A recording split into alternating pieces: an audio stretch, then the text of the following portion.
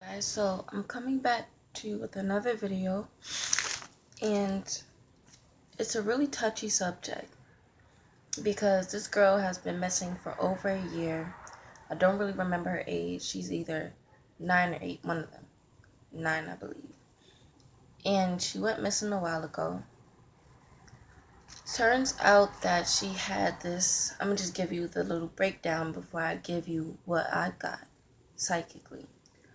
So, um, she had a godfather. Her mom was homeless. She lived in a homeless shelter, and one of the people at the homeless shelter was a janitor, and she eventually became her godfather. So he bought her a lot of gifts and things like that. They went out places. He took her to sleepovers, to parties, things like that. But one night he was seen going into a hotel with her, and the police couldn't show us him coming back out. But basically, we know what he went in the hotel for. So I started receiving different information. First, it was the words that was being highlighted for me. Then it was, I don't know if it was the visions first and then the voices, but either one.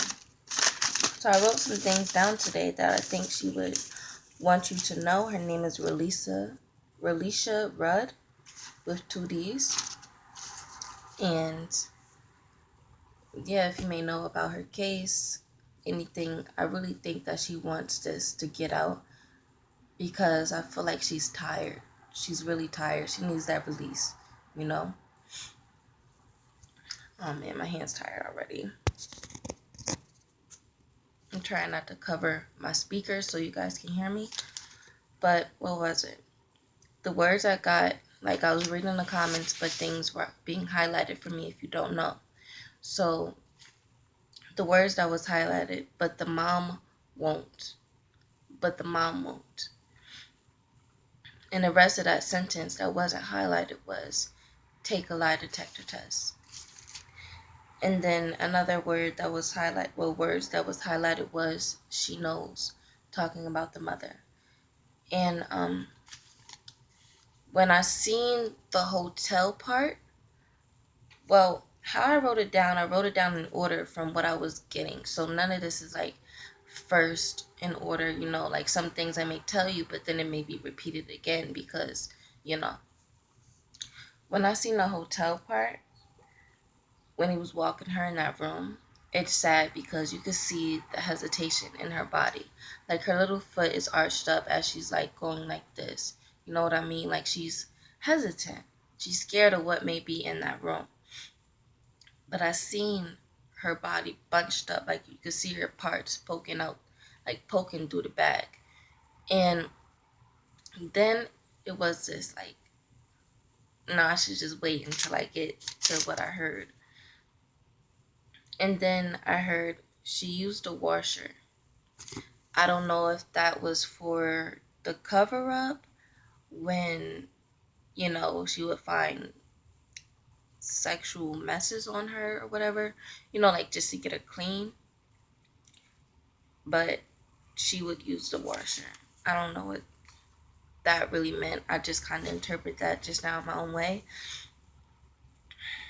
And I know that when I first started watching the documentary, they didn't really have much on her, but I know that when I was watching it, well, first it started out with her case story in general, and then I was like, I need to know more because I'm already getting visions and stuff. So I proceeded. So, oh man, I lost what I was saying. Oh, so I did get the feeling that she was being, whatever this man was in her life for, he has something to offer. The mom made a profit off of this situation. She made a profit. Whatever it was, there was some type of deal exchange, and she made a profit. And I also seen like a lot of wetland. I don't know if this where she may be, but I seen a lot of wetland, like a swampy bay area, like it had, I seen water, but I seen like grass coming out of the water, but it was pretty short. So the water's pretty high. And it was just a lot of grass. High or low water, I don't know, but No, I seen water, and then it was like short grass, so that makes me think that the water was high, but that also can mean that it was low. I don't know. And then I seen this really muddy area for some reason, and also for some reason I seen like, I don't know if this relates to her in a way, but I seen it was a part of the ground and green grass, and then I seen a round rock, like a half of a round rock in the ground, and then next to it was another rock. I'm just I'm just saying everything that I seen. And as I wrote the fact down that it was wetland, short grass, and water, I also mentioned, so I won't forget, I wrote it down on the paper, that a pink purplish orb appeared on my hand as I was writing it. That's why I really feel like she wants this to get out. She wants us to know. She doesn't want to be stuck in that place. And I know whatever it was not easy. It was not easy for that transition. It wasn't easy to kill her. Now that I say that, I get the vision of her being dead in my head again. That I got. And my arm is like killing me. Oh my god. And then I was thinking, well, I got the feeling that it was some form of strangulation, because I kept getting pressure right here, like it was intense pressure, like a like it was gonna pop, and it was down on the sides of my neck. And then I heard missing. I heard the words missing, and then I heard road trip. Oh wait, that's the last thing I heard. That was supposed to be at the end. I skipped the page too fast. And also seen the words that she I also seen the words child neglect and child abuse. So I do believe that she experienced some form of child abuse, child neglect. Now, another word that was highlighted for me was the mother was involved. That was highlighted.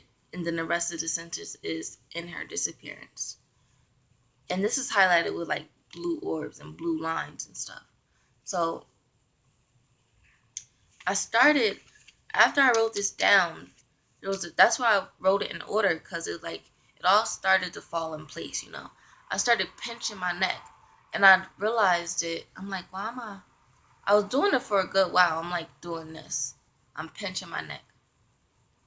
And I'm like, why am I doing that? But sometimes the feelings that I may have, like physically, if I feel ill or if I do something like that, it relates to what happened. And there was a sentence that was highlighted, but the last part is highlighted, but I'm going to read the sentence. It says, doesn't mean you have the right to put your child, highlight, in danger. And then I heard to commit murder. And also, forgot to write this down. I heard the words, the case. And that's why I wanted to bring it up later, what I heard, because after I seen a trash bag, I'm like, it had to be in like a suitcase or something, because how do you get it out? And then later I got confirmation when I heard the words, the case. But sometimes words I may hear is distorted. So it may be broken, I don't know, but I know a case. And the saddest part for me that makes me emotional is the fact that I seen her little I seen her little body. I hate talking about this type of stuff, but I guess it's to give some people closure. But I know that there's some people that she really did love out there in the world, that she really wants to know what happened. You know what I mean? Let me just get to it. It was like a instant part where I seen like her face was blurry, but she had these twists in her hair, like coils, these twists, and then she had these pink square barrettes in her hair. And I know I seen like blurry images of Bob Lobs, but I distinctively seen these pink square barrettes. And I don't, okay. So I seen those barrettes, and then my vision zoomed into another part of her body. It zoomed in from this blurry part of her face to it highlighted the part of her neck. So it was from up here to right here. And this part had like this highlighted light on it showing me that, you know, but there was these rope lines. Like there was crisscross rope lines. Like it was like this. Like whatever it was like repositioning and repositioning. Like they looked very brush burned in a way, but that could have been the blood bruising. But it was a lot of like rope lines about this big on her neck. And I also, why didn't I write that down? Because I wanted to get out the information in an orderly fashion so I could tell you what I seen, what I heard, the words, and then what I seen later. But yeah, I did get the image of a rope. And then at the end of me watching her documentary, I seen this image of her neck and her face.